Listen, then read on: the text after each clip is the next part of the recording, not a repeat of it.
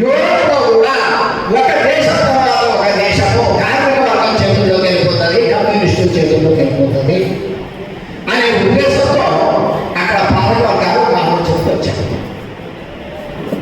అయితే ఈ విప్లవ అన్నాడు కొద్దిగా తగ్గిన తర్వాతే ఫ్యాసిజం పెరిగింది. ఫ్యాసిజం 25 తర్వాత పెరిగింది. అంటే మొదట ప్రజలు విప్లవంగా ఎదురు చూశారు, తిరిగి ఎదురు చూశారు. ఎప్పుడైతే విప్లవ శక్తులు ముందుకు అడగలేకపోయాయో ఆ తర్వాత ఫ్యాసిజం పెరగడం ప్రారంభించారు. ఫ్యాసిస్టులు ఏమన్నారంటే ఎన్ని హామీలు ఇచ్చారంటే అసలు కమ్యూనిస్టు పార్టీలు కూడా అన్ని హామీలు అడిగారు. అన్నిగా ఫ్యాసిస్టులు హామీలు ఇచ్చారు. మీకు ఒక హామీ గురించి చెప్తారు, చాలా ఇంపార్టెంట్ ఏరియా. ఉపాధి లేకపోవడం, ఉద్యోగం లేకపోవడం, ఈ రెండు కొద్దిగా వేరు వేరు. ఉద్యోగం లేకపోవడం సరే, ఉపాధి కూడా లేకపోవడం. ఈ సమస్యకి జర్మన్ ఫ్యాసిస్టు నాజీ పార్టీ అంటారు వాళ్ళని. ఈ నాజీ పార్టీ వాళ్ళు ఏమన్నారంటే మేము వస్తే నిరుద్యోగ సమస్య పరిష్కరిస్తాం. అంతవరకు కమ్యూనిస్టుల వైపు ఒక యూత్ క్రమక్రమంగా నిరుద్యోగ సమస్యకి పరిష్కారం చేయడం నాజీ వాళ్ళు చూపిస్తారు అని వాళ్ళు తిరగడం ప్రారంభించారు.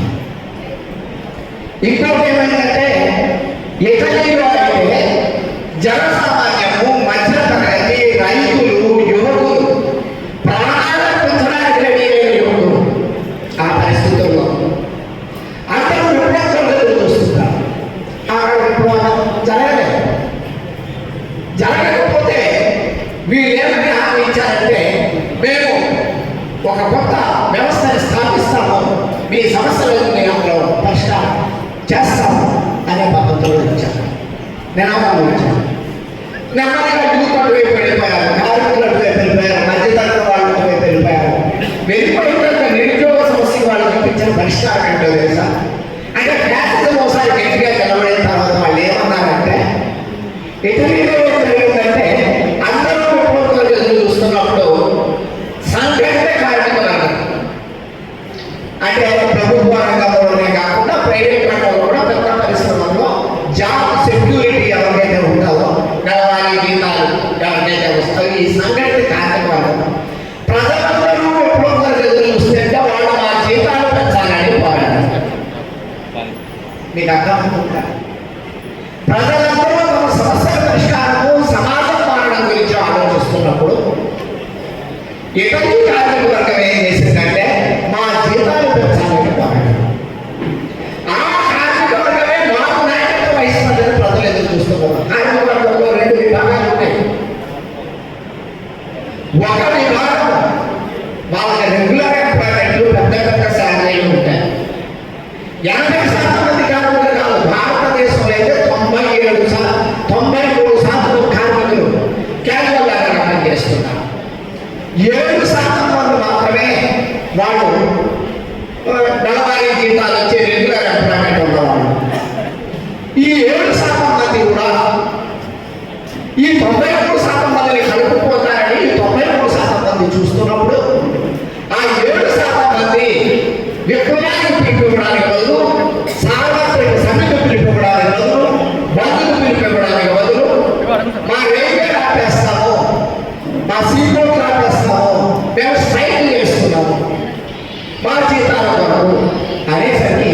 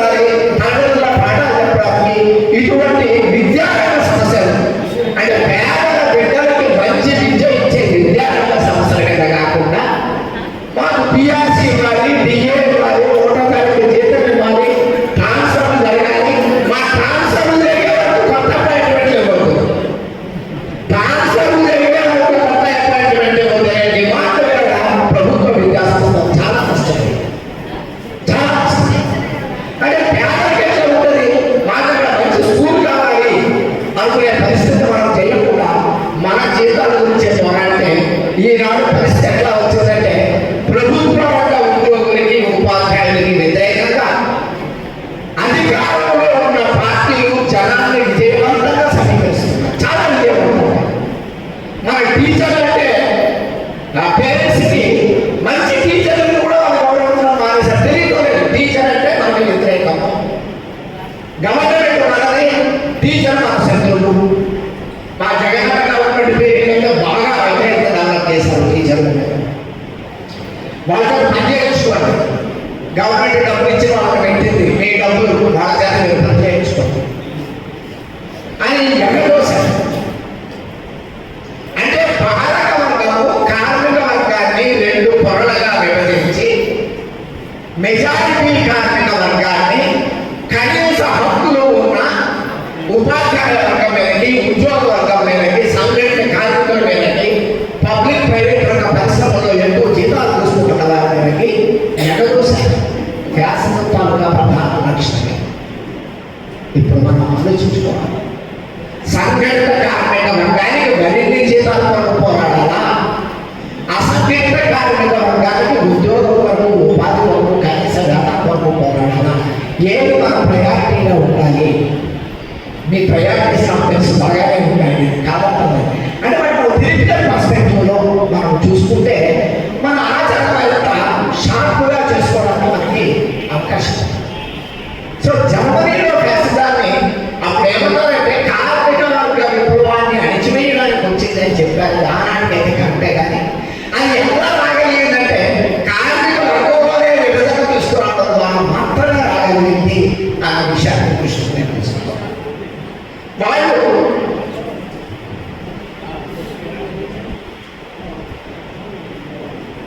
ప్రధానంగా తీసుకుంటే ఫ్యాసిజం.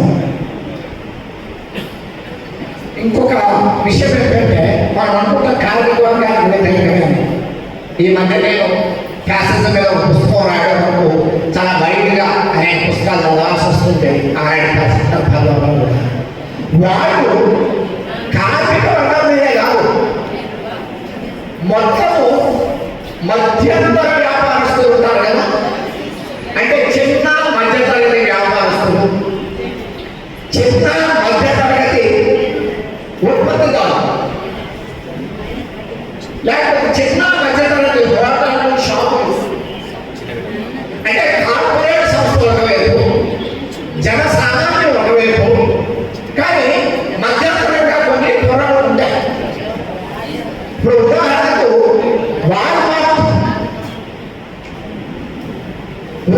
వాల్మార్ట్ వచ్చింది. ఈ వాల్మార్ట్ అనే షాప్ వచ్చేసరికి, లేకపోతే బిగ్ బజార్ అనే షాప్ వచ్చేసరికి అనేక చిన్న దుకాణాలు ఉంటున్నాయి. అయితే చాలా మంది పేదవాళ్ళు ఇంకా చిన్న దుకాణాల్లోనే కొనుక్కుంటున్నారు కాబట్టి చిన్న దుకాణాలు పెట్టి కొట్టడం.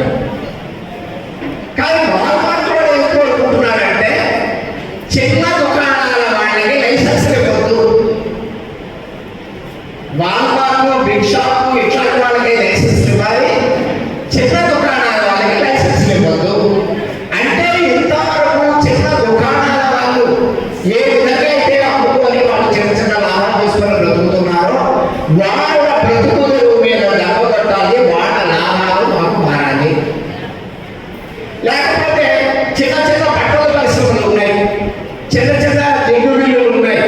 ఈ జిడ్డు మిల్లులు, బట్టల పరిశ్రమలు పనిచేయకూడదు, కార్పొరేట్ బట్టల పరిశ్రమలకే లైసెన్స్ ఇవ్వాలి.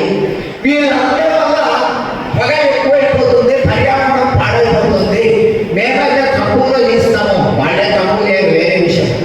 వివిధ కారణాలు చెప్పి కార్మికులు కాదు, కార్పొరేట్లు కానీ ఒక స్థాయి చిన్న చిన్న పెట్టుబడిదారులు, మధ్యంతర పెట్టుబడిదారులు ఎవరైతే ఉన్నారో వాళ్ళు, అట్లానే రైతుల్లో మధ్యతరగతి రైతులు, ఈవెన్ ధనిక రైతులు, వీళ్ళందరినీ కూడా దాడి చేసి వాళ్ళకు ఒక ఎజెండా ఉంది.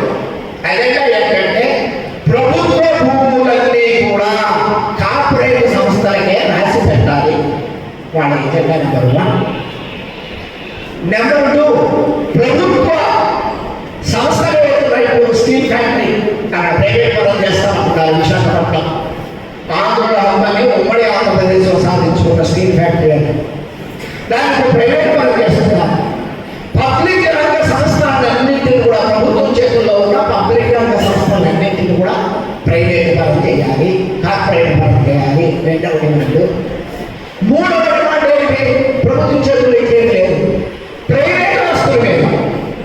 మూడు వ్యవసాయ చట్టాల లక్ష్యం ఏమిటంటే రైతులందరినీ దివాళా తీయించి రైతులు తమ భూమిని కార్పొరేట్లకి కాంట్రాక్టులు ఇవ్వాలి. ముందు కాంట్రాక్ట్ ఇస్తారు, ఆ తర్వాత మునిగిపోతారు. ఆ విధంగా రైతుల భూమి అంతా కార్పొరేట్కి వెళ్ళాలి. అంటే ప్రైవేట్ ఆస్తినే, ప్రైవేట్ ఆస్తిలో నాన్ కార్పొరేట్ ఆస్తి కార్పొరేట్ ఆస్తిగా మారిపోవాలి. అర్థమైన కార్పొరేట్ సంస్థల చేతుల్లోకి, మోన్ సంస్థల చేతుల్లోకి, ఆదాని చేతుల్లోకి, అమ్మాయి చేతుల్లోకి మొత్తం వ్యవసాయ భూములన్నీ వెళ్ళిపోవాలి. ప్రైవేట్ ఆస్తి. కానీ ప్రైవేట్ ఆస్తిలో నాన్ కార్పొరేట్ ఆస్తులన్నీ కూడా కార్పొరేట్ చేతుల్లోకి వెళ్ళిపోవాలి. ఇంకా సేవా రంగం ఉంది. విద్యా, వైద్యం, నారాయణ, చైతన్య వీళ్ళందరూ ఏం చేశారు? అనేక చిన్న విద్యా సంస్థలన్నింటినీ కూడా బలవంతంగా కొనేశారు. వాళ్ళు పెద్ద కార్పొరేట్ సంస్థలు అయిపోయారు. కానీ ఇంకా వాళ్ళు నిజంగా కార్పొరేట్ కాదు. కార్పొరేట్ డెఫినేషన్ ఉంది. Corporate is impersonal. Corporate is impersonal. Impersonal అంటే వ్యక్తికి ప్రాధాన్యత ఉంటుంది అక్కడ. ఉదాహరణకు చైతన్య వాడు ఇక్కడ ఖమ్మం జిల్లాలో ఒక హై స్కూల్ పెట్టి, జూనియర్ కాలేజీ పెట్టి దానికి లైసెన్స్ తీసుకోవాలి అంటే చైతన్య మనిషి డిఓ దగ్గరికి వెళ్ళి లంచం ఇస్తాడు. డిఓ దగ్గరికి వెళ్ళి లంచం ఇవ్వకుండా ఇక్కడ నడపలేదు. కానీ కార్పొరేట్ వాడు ఈ విధంగా లంచాలు ఇవ్వడానికి సిద్ధంగా లేదు. చట్టమే నాకు అనుకూలంగా ఉండాలి. ప్లే గ్రౌండ్ ఉండాలి అని చట్టంలో ఉంటే ప్లే గ్రౌండ్ లేనప్పుడు డిఈఓకి లంచం ఇవ్వాలి.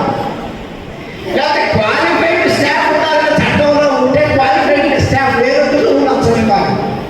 స్టాఫ్ కనీసం ఎంతమంది ఉండాలి అంటే అంతమంది లేనప్పుడు లంచం ఇవ్వాలి. ఇన్ఫ్రాస్ట్రక్చర్ ఎట్లా ఉండాలి? ఏదైనా ఫైర్ యాక్సిడెంట్ జరిగితే తప్పించుకోవడానికి అనుకూలంగా ఇన్ఫ్రాస్ట్రక్చర్ ఉండాలి అని చట్టంలో ఉంటే అది ఆ చట్టం ఎత్తేస్తే లంచం ఇవ్వాల్సిన అవసరం లేదు. కార్పొరేట్లు ఏం కోరుకుంటున్నాయంటే వాళ్ళ వ్యాపారానికి అనుకూలంగా చట్టం ఉండాలి. అక్కడి నుంచి డిఓ పని వేరే లంచాలు వసూలు చేసుకోవడం కాదు, వీళ్ళకి ఎవరి సేవ లేదు. వీళ్ళకి ఎక్కడ ఎటువంటి ఆటంకాలు ఉన్నా కూడా ఆ ఆటంకాలు తొలగించి కార్పొరేట్లకి సేవ చేయడమే డిఓ పని అవుతుంది. అప్పుడు కార్పొరేట్ పని. అప్పుడు ఏమవుతుందంటే చైతన్య నారాయణ గారు ఆదాయే కాలేజీలు పెట్టగలరు. ఎన్నాళ్ళైతే ఈ డిఓ దగ్గరికి వెళ్ళి లంచాలు ఇవ్వాల్సి వస్తుందో అన్నాళ్ళు ఆదాయ కాలేజీలు పెట్టడు. ఎంత పెద్ద లాభం ఉన్నది కదా. ఈ కాలేజీలనే ఎందుకు ఆదాయాన్ని తీసుకోవడం లేదు, అమ్మాయిని తీసుకోవడం లేదు. ఎప్పుడైతే చట్టాలు మొత్తం వాళ్ళకి అనుకూలంగా మారిపోతాయో, ఎప్పుడైతే స్థానిక అధికారులు ముఖం వాళ్ళు చూడాల్సిన అవసరం ఉండదో, వాళ్ళు స్టేట్ సెక్రటేరియట్లోనూ లేకపోతే ఆల్ ఇండియా లెవెల్లోనూ డిసిషన్ చేసి దాన్ని అమలు చేసుకోగలుగుతారో ఆనాడు ఆ రంగాలు కార్పొరేట్ చేతుల్లో. వీటిని సేవా రంగాలు అంటారు. విద్య ఒక సేవా రంగం, వైద్యం ఒక సేవా రంగం, ట్రాన్స్పోర్ట్ ఒక సేవా రంగం, విద్యుత్ సేవా రంగం, లేకపోతే సాగునీరు సేవా రంగం. మీరు ఆశ్చర్యపోతారు. సాగునీరు సేవా రంగం, త్రాగునీరు సేవా రంగం. సో ఎన్నాళ్ళు ప్రభుత్వాలు మనకి ఏవైతే ఇస్తున్నాయో విద్య, వైద్యము, త్రాగునీరు, సాగునీరు, పబ్లిక్ ట్రాన్స్పోర్ట్, ఈ తెలంగాణ గవర్నమెంట్ ఇది ఎట్లా అంటే దేశం ఆరిపోయే ముందు భక్తులు వెళ్తారు. కాబట్టి మన రాష్ట్ర ప్రభుత్వాలు ఇస్తున్న సంక్షేమ కార్యక్రమాలు మొత్తం సంక్షేమం అనేది ఎత్తివేయడానికి ముందు జరుగుతున్న వెలుగులు మాత్రమే. మోడీ ఆల్రెడీ గత ఎన్నికల ముందే చెప్పాడు ఈ సంక్షేమ పథకాలు మంచిది కాదు. ఈ మధ్యలో ఒక కోర్టు చెప్పింది సంక్షేమ పథకాలు మంచిది కాదని. ప్రతి నెల తమకి 15,000 జీతం పెరగాలని కోరుకునే మన ప్రభుత్వ ఉద్యోగులు అంటే వాళ్ళ జీతం ప్రతి నెల 1,15,000 కావాలి. నేను తప్పట్టాను. కానీ సంవత్సరానికి అమౌంట్ కింద 15,000 ఇస్తే మాత్రము దేశం ఏమైపోతుందండి? ఆర్థిక వ్యవస్థ మునిగిపోదా? ఇది మొత్తం సంక్షోభానికి దాని తీదా? వీడికి ప్రతి నెలకి 15,000 అదనంగా కావాలి. కానీ శ్రామిక మహిళలకి ఒక 15,000 సంవత్సరం పొడవునా ఇస్తే కాబట్టి మధ్య తరగతి ప్రస్తుతానికి పాలకవర్గం పాలించడంలో మిత్రులను మీకు నేను చెప్పలేను, వాళ్ళని ఎంతన్నా పెట్టచ్చు. కానీ ఏ దేశంలోనన్నా శోషణ వచ్చిందంటే మధ్యతరగతి మద్దతు అవసరమైంది. లేదని చెప్పాడు. మధ్య తరగతిని పెంచుకోకుండా కనీసం న్యూట్రల్ చేయకుండా మనం విప్లవాన్ని సాధించలేము. ఏ దేశంలోనన్నా రిపబ్లిక్ కొనసాగింది అంటే, ఉదాహరణకు రెండవ ప్రపంచ యుద్ధ కాలంలో ఇంగ్లాండ్ ఫ్యాసిజం వైపు పోలేదు, విప్లవం వైపు పోలేదు, ఫ్యాసిజం వైపు పోలేదు, రిపబ్లిక్ అంటారు దాన్ని. రిపబ్లిక్ గా కొనసాగింది. ఆ రిపబ్లిక్ గా కొనసాగడం దగ్గర మధ్యతరగతి పాత్ర ఉంది. అట్లానే ఎక్కడైతే జర్మనీలో, ఇటలీలో ఫ్యాసిజం వచ్చిందో ఆ ఫ్యాసిజం కూడా మధ్యతరగతి మద్దతుతోనే వచ్చింది. కాబట్టి మధ్య తరగతిని పెంచుకోవడం, వాళ్ళకి జీతాల పోరాటాల ద్వారా కాదు, జీతాల పోరాటాలు మానేయండి దాని వాళ్ళని బతిమాలుకోవడం. వాళ్ళు మీ చుట్టూ ఉన్న ప్రజలతో సంబంధాలు పెట్టుకోండి, లేకపోతే మీ ఇంటి చుట్టూ ఉన్న వాళ్ళు మీరు పొద్దున్న దాడికి వస్తారు. ఫ్యాసిజం పీరియడ్ లోపల మీరు వాళ్ళతో స్నేహ సంబంధాలు పెట్టుకోండి అని చెప్పి మధ్య తరగతిని ఒప్పించాలి. మధ్య తరగతి కార్మిక వర్గం గురించి, రైతాంగం గురించి, గిరిజనుల గురించి ఆలోచించేటట్టు చేయడం చాలా ప్రధానమైన విషయం. ఇవి ప్రధానంగా మన వర్గాలకు సంబంధించి. కాబట్టి ఫ్యాసిజం కార్మిక వర్గ విప్లవానికే కాకుండా చిన్న సన్నకారు పెట్టుబడిదారుల్ని, వ్యాపారస్తుల్ని అందరినీ రంగంలోంచి తొలగించి దేశంలో ఉన్న మొత్తం ఉత్పత్తి రంగాలు, దేశంలో ఉన్న మొత్తం వ్యాపార రంగాలు, దేశంలో ఉన్న మొత్తం సేవా రంగాలు, ప్రభుత్వ రంగంలో ఉన్నవి, ప్రైవేట్ రంగంలో ఉన్నవి కూడా అన్ని కార్పొరేట్ల చేతుల్లోకి రావాలి అనేది జర్మనీలో, ఇటలీలో జరిగిన గట్టి ప్రయత్నం. అది కాబట్టి ఆ విధంగా మనం ఫ్యాసిజం తాలూకా డెవలప్మెంట్ అక్కడ అర్థం చేసుకుంటే ఇక్కడ ఇప్పుడు కూడా అదే జరుగుతుంది. రైతు వ్యవసాయ చట్టాలు అనేవి మొత్తం ధనిక రైతుల వ్యతిరేకంగా కూడా వచ్చాయి. చాలా మందికి ఒక అభిప్రాయం ఉంది, మీ పార్టీ రైతు ఉద్యమానికి మద్దతు చేసింది, ఆర్గనైజ్ చేసింది.